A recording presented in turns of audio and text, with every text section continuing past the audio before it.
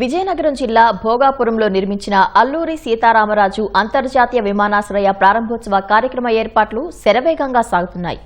3 లక్షల మంది సభకు తరలి వస్తారని అధికారులు అంచనా వేస్తున్నారు. దానికి తగ్గట్లు ఏర్పాట్లు చేస్తున్నారు. మరింత సమాచారం మా ప్రతినిధి కనకారావు అందిస్తారు.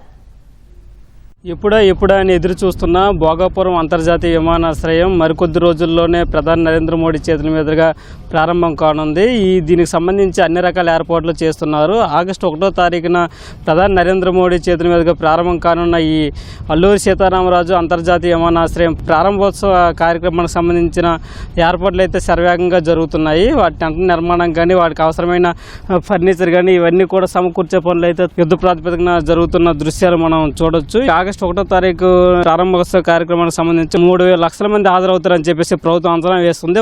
వచ్చే ఎవరికి కూడా ఎటువంటి అసౌకర్యం కలగకుండా ఏర్పాట్లు చేస్తున్నారు. అదేవిధంగా వాళ్ళకి అవసరమైన మరుగుదొడ్లు కానీ తాగునీరు కానీ ఏర్పాట్లు చేస్తున్నారు. ఈ అంతర్జాతీయ విమానాశ్రయానికి సంబంధించి 4,500 కోట్ల రూపాయలతో మొదటి విడతగా ఈ పనులన్నీ కూడా చేపట్టారు. ఇవన్నీ కూడా త్వరలోనే అందుబాటులోకి రావడంతో ఈ ప్రాంత ప్రజలు కూడా సంతోషం వ్యక్తం చేస్తున్నారు. ఎందుకంటే ఉత్తరాంధ్ర అంటే ఇతర ప్రాంతాలకు వలస వెళ్ళి ఉపాధి అవకాశాలు తక్కువగా ఉండే ప్రాంతం కాబట్టి ఈ అంతర్జాతీయ విమానాశ్రయం రాకతో ఉత్తరాంధ్రలో ఉండే ప్రజలందరూ కూడా ఉపాధి అవకాశాలు మెరుగుపడేందుకు అవకాశం ఉండదు. అందులో భాగంగానే ఈ ప్రారంభోత్సవ కార్యక్రమానికి సంబంధించి ప్రభుత్వం ప్రతిష్టాత్మకంగా తీసుకుంది. అందుకోసం అని చెప్పి సుమారు 3 లక్షల మందితో ఈ కార్యక్రమాన్ని నిర్వహించేందుకు ఏర్పాట్లు చేస్తున్నారు. దింస అనే ఒక గిరిజన నృత్య కార్యక్రమానికి కూడా శ్రీకారం చుట్టారు. దీనికి 13,000 మందితో ఈ కార్యక్రమం నిర్వహించేందుకు సన్నద్ధమవుతున్నారు. అదేవిధంగా ఉత్తరాంధ్ర కళలకి దీనికి ప్రాధాన్యత ఇస్తున్నట్లుగా ఎయిర్పోర్ట్ లో కూడా కొన్ని నిర్మాణాలు చేపట్టారు. అదేవిధంగా ఈ గ్రీన్ఫీల్డ్ ఎయిర్పోర్ట్ కి సంబంధించి ప్రాంగణంలో అసలు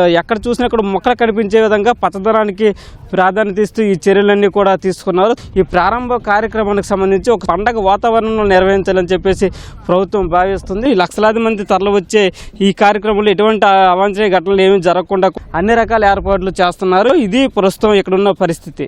కిరణ్ నాగేశ్వరరావుతో కనకారావు, ఈటీవీ న్యూస్, భోగాపురం నుంచి.